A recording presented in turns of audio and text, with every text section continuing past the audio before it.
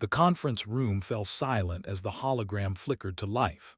Admiral Al of the Empire stood at the podium, his 6 arms trembling slightly. Before him sat representatives from every major species in the galaxy. They all wore the same expression: fear. Fleet 47 has been lost, Al announced. All 300 ships gone. Captain Dong sat in the back row, watching the alien leaders react. Some gasped.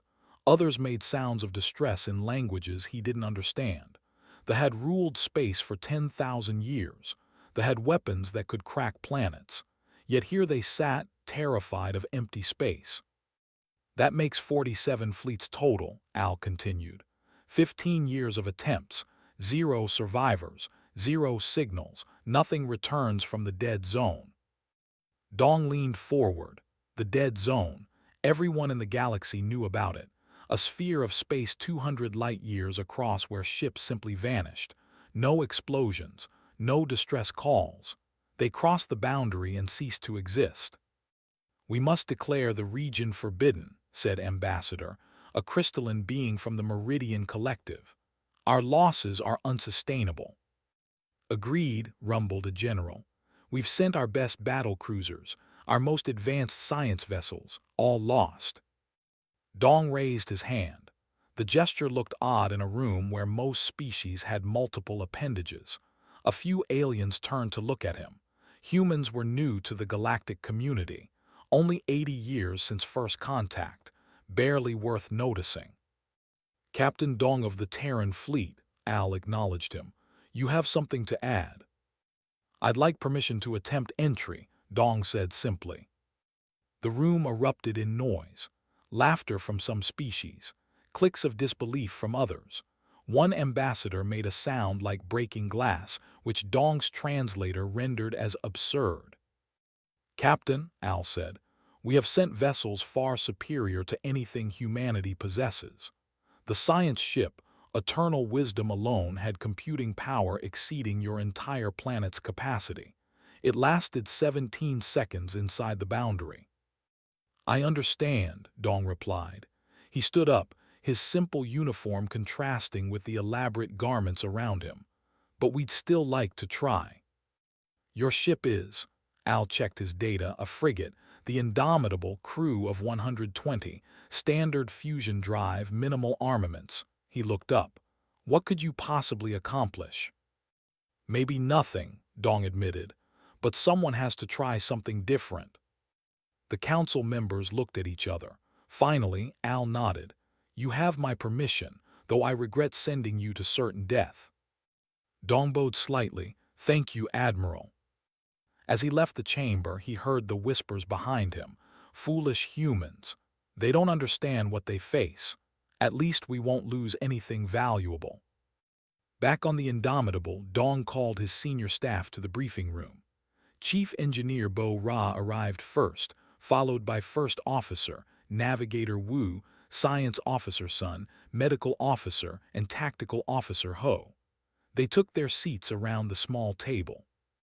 "I've volunteered us for a mission into the dead zone," Dong said without preamble. The room went quiet, then spoke.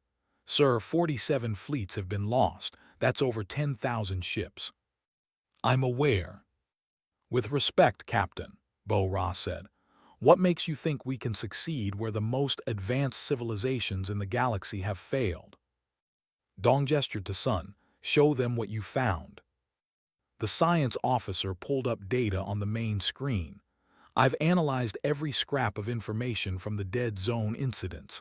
Ships from all species, all sizes, all technology levels." She highlighted several graphs. "Here's what's interesting. None of them exploded." "What do you mean?" Ho asked. "Every ship that entered the dead zone simply stopped broadcasting. Electronic signatures went to 0 instantly, but there's no debris field, no energy spikes consistent with destruction. The ships just stop working." "Total systems failure," Wu said quietly. "Exactly," Sun confirmed. "Every electronic system fails simultaneously. Power, computers, communications, life support, everything." The medical officer leaned forward. which means the crews might survive initially. They'd just be stranded in dead ships. That's my theory, Sun said. They're not destroyed, they're disabled. Bo-Ra drummed her fingers on the table. The aliens have integrated technology. Everything runs on computers and power grids. If those fail, she trailed off, then suddenly sat up straight. Wait, what if we stripped our systems down? Explain, Dong prompted. The aliens can't function without their technology. It's all interconnected, but we're humans. We're newer to this. We still remember how things worked before. Bo-Ra's eyes lit up with excitement. What if we installed mechanical backups, manual controls, systems that don't need electronics? Looked skeptical. That would take weeks, and we'd be flying practically blind. Better than not flying at all, Ho pointed out. Dong looked around the table. This mission is voluntary. Anyone who wants to transfer off the ship can do so. No judgment, no consequences. The officers exchanged glances. Finally spoke, I'm in. Me too, said Bo-Ra. One by one they all agreed. Dong nodded. Good, Bo-Ra, start drawing up plans for mechanical retrofits. Wu, I want old-style navigation charts, paper and pencil. Sun, keep analyzing that data. Everyone else prepare the crew. We launch in 3 weeks. As they filed out, Wu paused at the door. Captain, the other species are watching. They think we're crazy. Dong smiled slightly. Let them watch. Maybe they'll learn something. Outside the viewport, stars gleamed in the darkness. Somewhere out there, the dead zone waited. Inside it, 10,000 ships drifted silently, their crews long dead. The greatest civilizations in the galaxy had failed to solve its mystery. But humanity had one advantage the others lacked. They remembered what it meant to do things the hard way. The crew assembled in the main hangar bay. All 120 members of the Indomitable stood in neat rows, watching Captain Dong on the platform. News of the mission had spread quickly through the ship. You all know where we're going, Dong began. The dead zone has destroyed every fleet sent into it. I won't pretend this mission is safe. It isn't. He paused, looking across the faces before him. Young and old, men and women, all human. Anyone who wants to transfer off this ship has 24 hours to request it. No questions asked. No shame in choosing to live. The crew remained silent. Dong nodded and dismissed them. Over the next day, 12 crew members requested transfers. Dong approved each one personally, shaking their hands and wishing them well. That left 108, more than enough. In the engineering bay, Bo-Ra had covered 3 entire walls with diagrams. Wu and Sun stood with her, studying the plans. It's insane, said, but he was smiling. Completely insane. Insanity is trying the same thing 47 times and expecting different results, Bo-Ra replied. This is something new. She pointed to the first schematic. We're installing manual helm controls, physical cables connected to the thrusters, no computers involved. Like old sailing ships, Wu said, ropes and pulleys. Exactly. If the electronics die, someone can still steer by hand. Bo-Ra moved to the next diagram. Life support is trickier. We're adding mechanical pumps for air circulation, chemical scrubbers that don't need power. It'll be uncomfortable, but it'll keep us breathing. Sun examined the oxygen recycling system. How long can we last on mechanical systems alone? 72 hours, maybe 90 if we're careful, Bo-Ra said. After that, we'd need to recharge the chemical batteries, which requires power we won't have.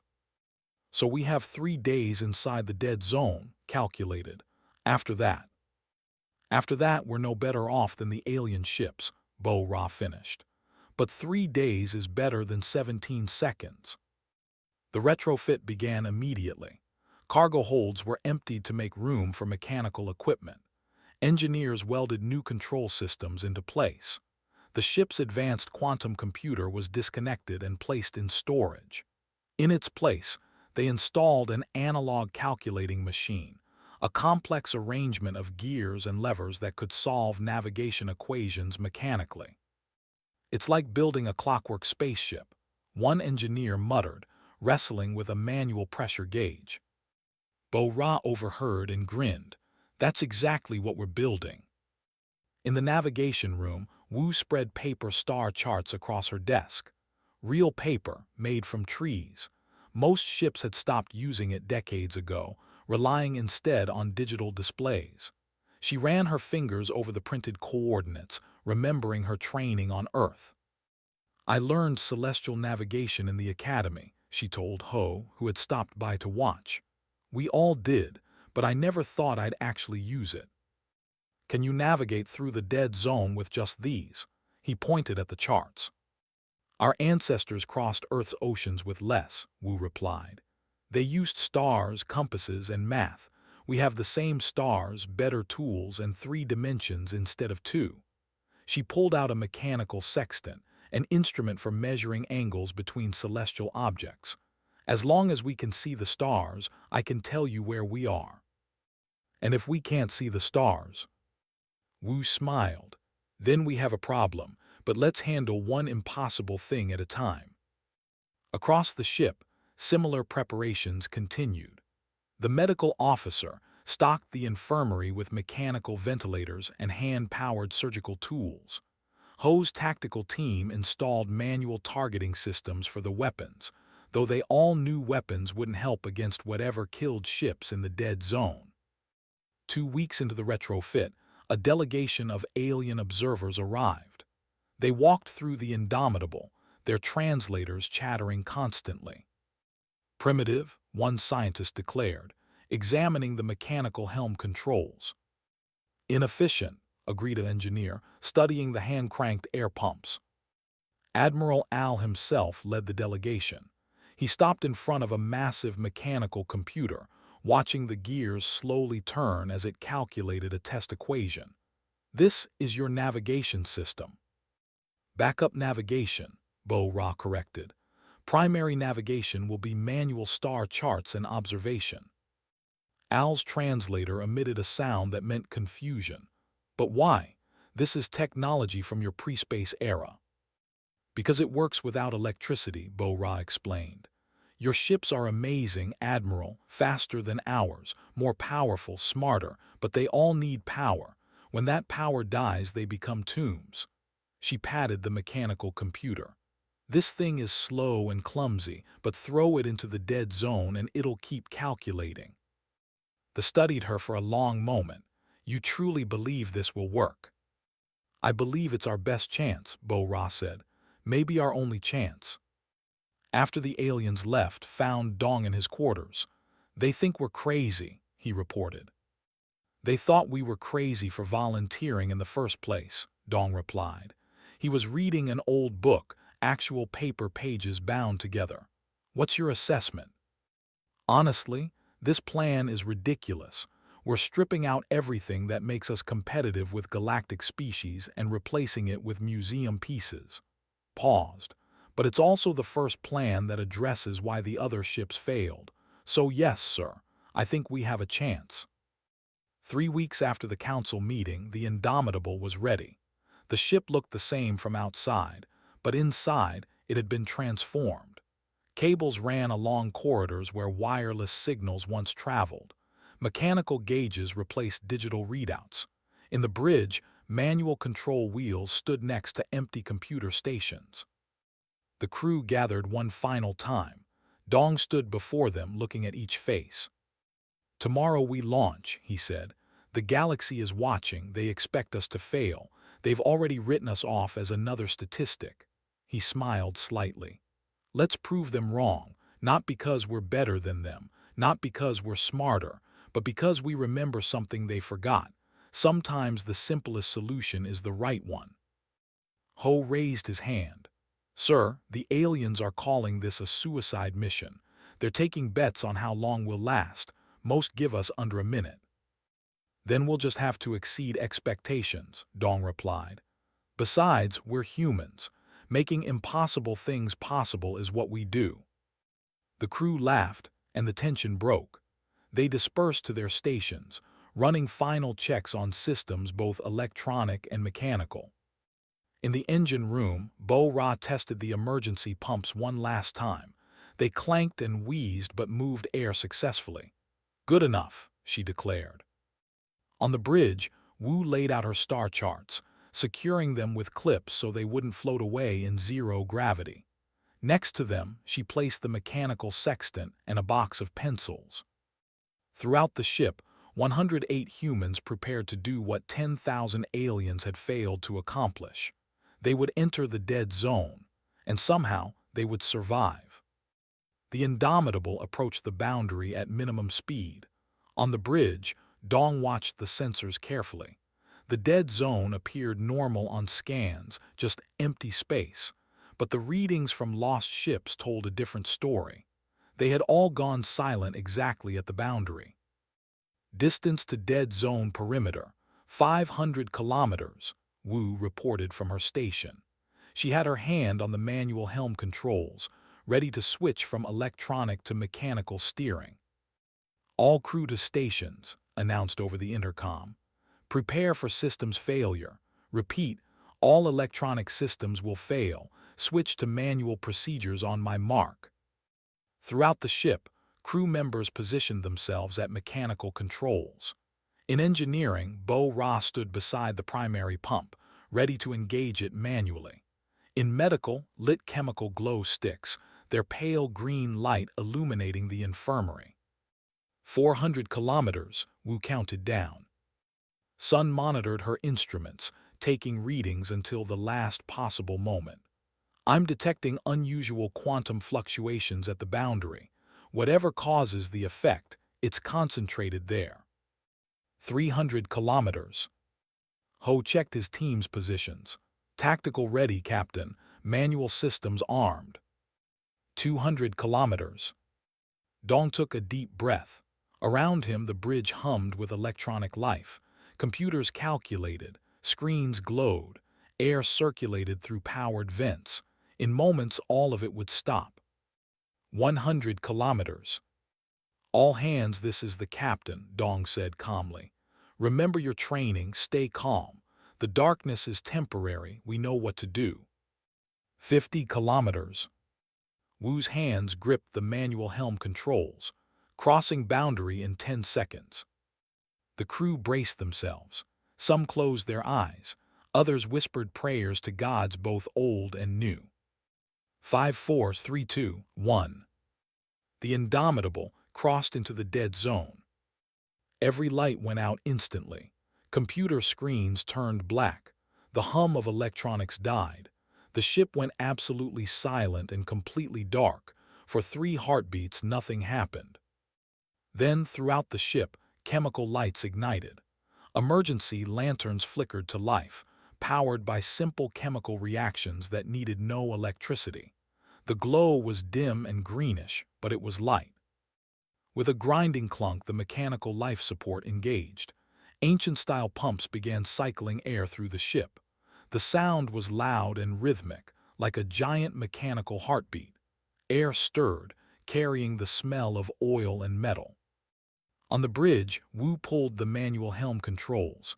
Cables pulled taut, and far below, attitude thrusters fired. The ship responded sluggishly, but it responded. "Manual helm operational," she reported, her voice steady despite the darkness. Bo-Ra's voice crackled over the mechanical intercom system, a speaking tube that carried sound through physical pipes. "Engineering reports all mechanical systems functioning. We have air, we have mobility, we have heat." Around the bridge, crew members lit handheld chemical lights. In the green glow, Dong could see faces. Some showed fear. All showed determination. "Status report," he ordered. "All stations." One by one, reports came in through the speaking tubes. Every electronic system was dead. Every mechanical backup was working. For the first time in galactic history, a ship inside the dead zone was still under control. "We did it," said softly. "We're actually still flying." "Not flying," Dong corrected with a slight smile. "Sailing, like ships on Earth's ancient oceans." He turned to Wu. "Navigator, can you determine our position?" Wu moved to the viewport with her mechanical sextant.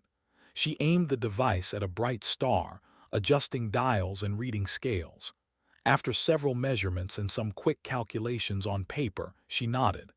"Position confirmed, Captain. We're 3 kilometers inside the dead zone boundary." "And our course?" Holding steady, the mechanical helm is responsive. She wrote numbers on a paper chart. "If we maintain this heading and speed, we'll reach the center of the dead zone in 36 hours. Dong did the math quickly. 36 hours in, the same time to return. 72 hours total. They had enough mechanical life support for exactly that long, with no margin for error. "Very well, maintain course. All crew, this is going to be a long journey.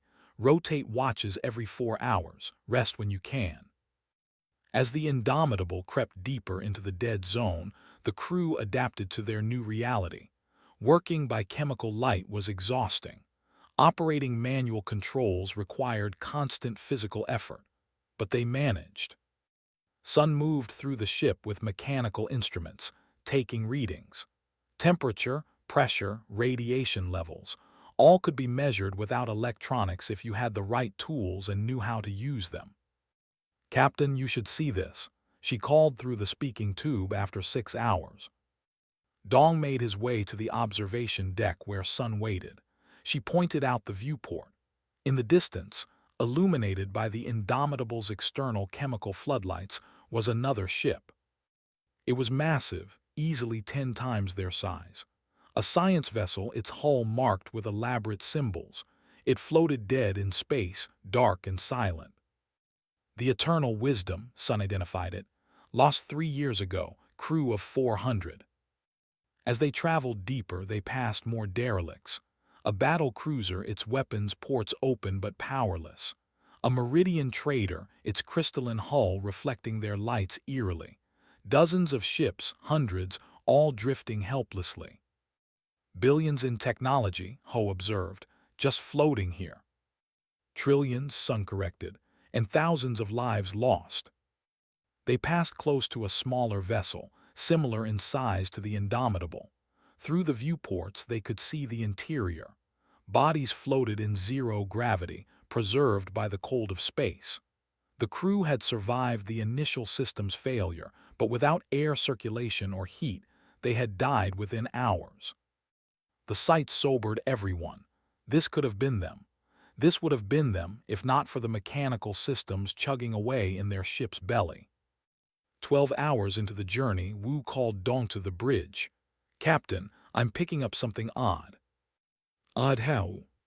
She pointed to a chart where she'd been plotting their course. "The derelict ships aren't randomly distributed. They're all oriented the same direction, pointing toward the center of the dead zone." Sun was already studying the pattern. Like they were all pulled or pushed by something. A gravitational anomaly, maybe. "Or something deliberately positioning them," Ho suggested darkly. "Continue monitoring," Dong ordered, "and everyone stay alert." 24 hours in, Bo Ra reported the first problem. "Captain, the primary air pump is showing stress. It wasn't designed for continuous operation like this." "Can you repair it?" "I'm trying, but if it fails, we'll need to switch to the backup pump. That one's smaller and less efficient." "Do what you can, keep me informed." 30 hours into the journey, they reached the densest part of the debris field.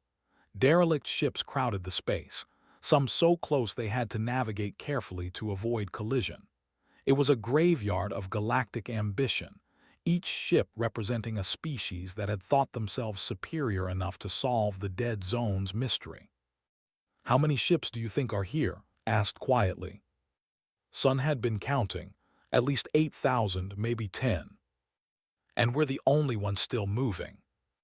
"So far," Dong said, "let's keep it that way." At 36 hours, they finally reached the center. Wu confirmed the position with multiple star. "Dead center of the dead zone, Captain." Everyone gathered at the viewports to see what had claimed so many lives. At first, They saw nothing, just more empty space and drifting ships.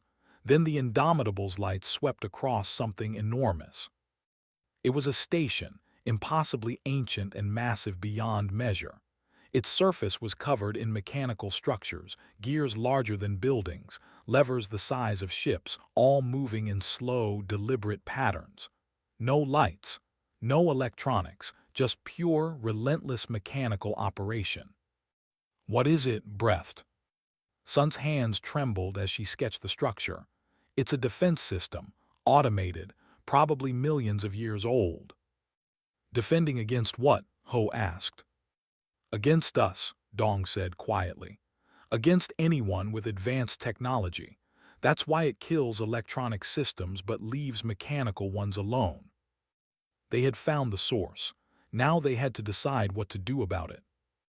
The ancient station rotated slowly in the void, its mechanical components moving in perfect synchronization. Even in the dim chemical light from the Indomitable, the structure was breathtaking. Gears the size of city blocks turned with precise timing. Massive levers shifted position in complex patterns. Everything was mechanical, built from metal and physics rather than circuits and code. Sun spent hours documenting the station from different angles, sketching its structure on paper. "This is incredible," she muttered, her pencil moving rapidly. "The civilization that built this must have been purely mechanical, no electronics at all." "Or they were afraid of electronics," Dong suggested, "afraid of what they could become. An automated defense system against artificial intelligence," considered the idea, "built by someone who feared technology would destroy them." "Or did destroy them," Sun said. "Notice anything missing? No ships, no debris from the builders, just the station working alone for millions of years." Ho examined the structure through binoculars. "Can we shut it down?" "That's the question," Dong replied. He called Bo Ra to the observation deck. "Chief Engineer, professional opinion. Can that station be disabled?" Bo Ra studied it carefully. "It's mechanical, which means it has to follow physical laws. Gears need lubrication. Levers need pivot points. Everything that moves can be stopped." She pointed to a section where massive gears meshed together. "See there? That looks like a central mechanism. If we could disrupt it, the whole system might halt." "But we'd have to get inside," said, "which means spacewalking to it." "In the dead zone," Ho added, "where our suits' electronic systems will fail just like everything else." "We have mechanical suits," reminded them. "Old training models we brought along. They use compressed air for mobility and temperature control. No electronics at all." Dong nodded slowly. "Assemble a boarding team. 4 people. Bo Ra, you're essential. Ho, we might need security. We'll need medical support." "And you're going too," stated rather than asked. "Of course. Captain, that's my decision, First Officer." Dong's tone was gentle but firm. "This is why we came. I'm not sending my crew somewhere I won't go myself." Straightened, "Understood, sir. I'll have command of the ship." Preparations took 6 hours. The old mechanical spacesuits were pulled from storage and checked thoroughly. They were bulky, uncomfortable, and primitive by modern standards, but they would work without electricity. Each suit had compressed air tanks for mobility, using simple nozzles controlled by hand valves. Temperature regulation came from chemical heat packs and reflective insulation. Communication would be through physical tethers with speaking tubes running through them.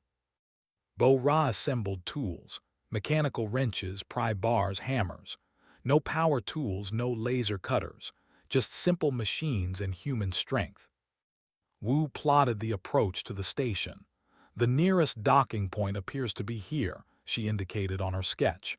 "It looks like an entrance, though I can't be sure." "We'll manage," Dong said. "We've come this far improvising." The boarding team suited up in the airlock. The suits were heavy and restrictive. Dong felt like a deep-sea diver from Earth's early ocean exploration. Through his helmet's thick glass, he could see Bo Ra checking her tools. Ho testing his mobility jets and securing her medical pack. "Comms check," he said. His voice traveled through the physical tether connecting their suits. "Bo-Ra clear." "Ho clear." "Clear." Depressurizing airlock, announced from inside the ship. Air hissed out, the outer door opened. Beyond it, the ancient station waited. Dong triggered his mobility jets, releasing compressed air through carefully angled nozzles. The thrust pushed him gently away from the Indomitable. The other three followed, their tethers playing out behind them. Crossing the void between ship and station took 20 minutes. Without electronic guidance, they had to judge angles and velocity by eye. Dong focused on a large opening in the station's side, adjusting his course with tiny bursts of air. He hit the station harder than intended, bouncing slightly before grabbing a handhold. The metal was cold even through his insulated gloves. Bo-Ra, Ho, and landed nearby. "Everyone okay?" Dong asked through the tether. 3 confirmations came back. They pulled themselves toward the opening, which proved to be a large circular port. Inside, mechanical lights flickered, not electric lights, but chemical reactions triggered by their movement, designed to illuminate the interior for maintenance. The interior was vast. Corridors stretched in multiple directions, all lined with moving gears and shifting levers. The station was alive with mechanical motion, every part serving some function in the greater machine. "Which way?" Ho asked. Bo-Ra examined the mechanisms. "The gears all connect eventually. We need to find the main drive system, follow the largest components." They moved through the station, pulling themselves along in zero gravity.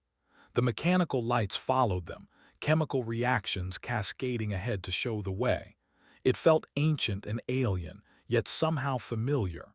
Humans had built similar things once, before electronics took over. After an hour of travel, they found it. A chamber at the station's heart where massive gears meshed together in complex patterns. The central mechanism was enormous, a masterpiece of mechanical engineering. Every gear was perfectly cut, every lever precisely balanced. It was a computer made of metal and motion, calculating its deadly function without a single transistor. "Beautiful," Bo-Ra whispered. "Can you stop it?" Dong asked. She moved closer, examining the gears. "It's a logic system, mechanical computation. Input comes from sensors detecting electronic activity. Output activates the field that kills electronics." She traced the connections with her gloved hand. "If we could jam the main gear sequence, the logic would fail." "How?" Bo-Ra looked around, then unhooked a large wrench from her tool belt. Sometimes the simplest solution really is the right one. She positioned herself carefully, then drove the wrench between 2 massive gears. Metal screamed against metal. The gears strained, trying to force the obstruction through. But the wrench held. The gears slowed, grinding to a halt. The effect cascaded through the station.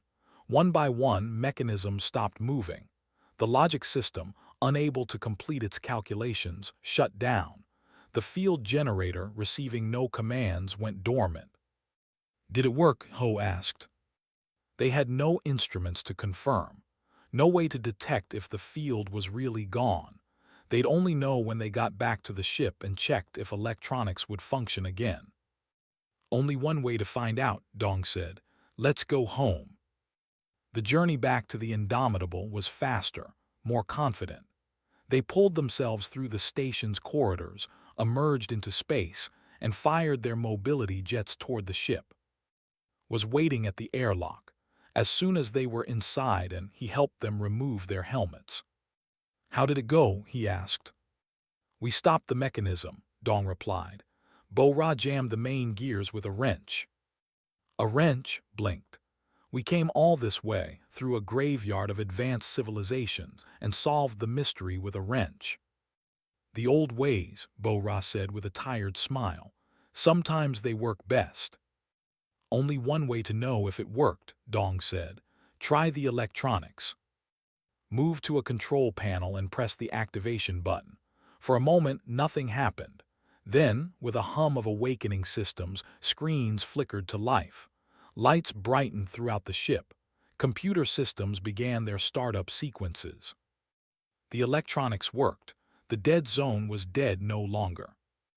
And across 200 light-years of space, inside thousands of derelict ships, similar sounds began. Power returned. Life support reactivated. Emergency beacons started broadcasting.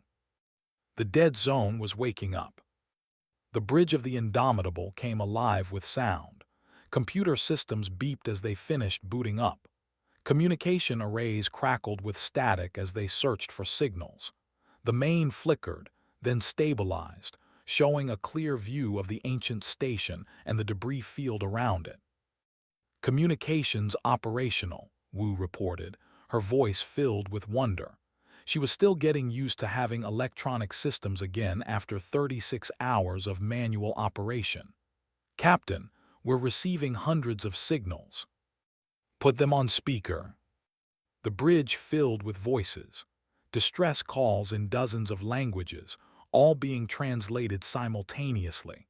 Most were automatic emergency beacons, but some were live transmissions. "Anyone hear us? This is the vessel Eternal Wisdom. Life support failing, crew still alive, please respond." Battle cruiser Storm's Fury requesting immediate assistance. "We have survivors." "Power restored but engines offline. Need rescue." The transmissions overlapped, creating a chorus of desperate hope. Ships that had been dark for years suddenly had power again. Crews that had been waiting to die now had a chance to live. Dong stood at the center of the bridge, listening to the calls. Thousands of voices, all crying out for help. He looked at his crew. 108 humans on a single small frigate, surrounded by derelict vessels carrying thousands of aliens. "Get me a channel to Galactic Command," he ordered. His first officer worked the communications console. "Channel open, sir." "Galactic Command, this is Captain Dong of the Terran vessel Indomitable. The dead zone has been neutralized. Repeat, the dead zone is no longer active. We have thousands of survivors in need of immediate rescue." He paused. "We're going to need a lot of help." The response came quickly. Admiral Al's face appeared on his 6 arms gesturing in what the translator rendered as extreme shock. "Captain Dong, you're alive, and transmitting from inside the dead zone." "Yes, Admiral, we shut down the source. It was an ancient automated defense station, mechanical in nature, designed to disable electronic systems." "And you stopped it, how?" Dong smiled slightly. "With a wrench, sir. Chief Engineer Bo Ra jammed the main mechanism." There was a long pause. Then Al made a sound that might have been laughter. "A wrench, of course. The humans solved the galaxy's greatest mystery with a wrench." He composed himself. "We're dispatching rescue fleets immediately. Medical ships, recovery vessels, everything we have. But Captain, it will take time to assemble them. Days, perhaps." "Understood, Admiral. In the meantime, we'll do what we can here." Dong turned to his crew. "Son, I need an assessment. How many ships have survivors?" The science officer worked quickly, scanning the fleet of derelicts. "I'm detecting life signs on 47 vessels. Most have partial life support. Some have been in suspended animation. Total survivors estimated at 3,000, maybe more." "Medical supplies," Dong looked at. "We have enough for our crew, not 3,000 people," she replied. "But I can prioritize the critical cases." "Ho, how many ships can we access?" The tactical officer studied the debris field. "Most are close enough to reach with our shuttles. But Captain, we only have 2 shuttles and limited crew." "Then we'll make multiple trips." Dong addressed the entire crew through the intercom. "All hands, this is the captain. We have thousands of survivors out there who need our help. I know we're tired. I know we've already done the impossible. But these people have been waiting in the dark for years, some of them. We're the only ones here right now who can help them." He paused. "So we're going to help them, all of them. Engineering, get our shuttles ready. Medical, prepare triage stations. Everyone else, prepare to work overtime. Let's show the galaxy what humanity does when others need saving. The crew responded immediately. Bo-Ra got the shuttles operational, converted cargo holds into temporary medical bays. Wu plotted the most efficient routes to reach the ships with survivors. The rescue operation began. The first shuttle, piloted by Ho, reached the Eternal Wisdom. The ship's crew had survived by entering hibernation chambers, old backup systems that didn't require power. Ho's team woke them carefully, one by one. They had been asleep for 3 years. They woke to find humans saving them. The second shuttle reached a battle cruiser. Its crew of 200 had been reduced to 40 survivors, huddled in a single sealed compartment, sharing oxygen and warmth. When the human rescue team arrived, several of them wept openly. For 3 days, the Indomitable shuttled back and forth. 108 humans working in rotating shifts, barely sleeping, driven by determination. They brought survivors aboard, provided medical care, shared their limited food and water. The ship became crowded, packed far beyond its normal capacity, but no one complained. Worked 20-hour shifts, treating alien physiology she'd only studied in textbooks. Bo-Ra kept the life support running despite the massive overcrowding. Wu coordinated the shuttles, ensuring maximum efficiency. On the 4th day, the rescue fleets arrived. Massive medical ships, recovery vessels, transport craft from a dozen species. They came in hundreds, filling the space around the dead zone. Admiral Al himself came aboard the Indomitable. He had to duck through doorways designed for humans, and his 6 arms made the cramped corridors even more crowded. Dong met him in the main hold, which was packed with survivors waiting to be transferred to the larger rescue ships. The Admiral looked around at the scene. Humans working alongside, Meridians and others. Species that rarely cooperated, all brought together by near death and human stubbornness. Captain Dong, Al said formally, on behalf of the Galactic Council, I wish to express our profound gratitude. You've saved thousands of lives and solved a mystery that plagued us for 15 years. We did what needed to be done, Admiral. More than that, much more, Al gestured to the survivors. These people come from species across the galaxy. Some of them are from civilizations that were at war before the dead zone took them. Yet here they are, saved by the species in the Council. He paused. The Council wishes to offer you rewards, territory, technology, resources, whatever humanity desires. Dong shook his head. We don't want rewards, Admiral. Then what do you want? Recognition, Dong said simply. Recognition that sometimes the old ways matter, that simple solutions can solve complex problems, that being the or the least advanced doesn't mean being the least capable. Al studied him for a long moment. You've already earned that recognition, Captain. The entire galaxy watched this mission. They saw a small human ship succeed where the greatest fleets failed. They saw humans save lives while asking nothing in return. Humanity's place in the galaxy has changed these past few days. Over the following weeks, the rescue operation continued. Eventually, all survivors were recovered and returned to their homes. The Indomitable was given a hero's escort back to Earth, passing through systems where alien populations gathered just to see the small ship that had conquered the dead zone. The ship was retired from active service and placed in the Museum of Galactic Achievement, kept exactly as it had been configured for the mission. Visitors from across the galaxy came to see the mechanical controls, the hand-cranked pumps, the paper star charts. It became the most visited museum exhibit in known space. Captain Dong retired from space service and became an instructor at the Terran Fleet Academy. On his first day teaching, he brought a class of new cadets to stand before the Indomitable. This ship saved 3,000 lives, he told them. Not because it was the fastest or the most powerful, not because it had the best weapons or the computers. It succeeded because the crew understood something important. He ran his hand along the mechanical helm controls. Technology is a tool, not a crutch. Computers help us think, but they don't replace thinking. Engines move us, but they don't replace determination. Electronics make things easier, but easier isn't always better. A young cadet raised her hand. "Sir, the aliens are more advanced than us. Shouldn't we try to be like them?" Dong smiled. "The aliens are our friends and allies. We can learn from them and they can learn from us. But we should never forget what makes us human: our ability to adapt, our willingness to try new approaches, our insistence on helping others even when it's hard." He pointed to the ship. This vessel proved something to the galaxy. It proved that sometimes the species that remembers how to do things the hard way has an advantage over the species that forgot. The class was dismissed, but Dong remained, looking at the ship that had changed everything.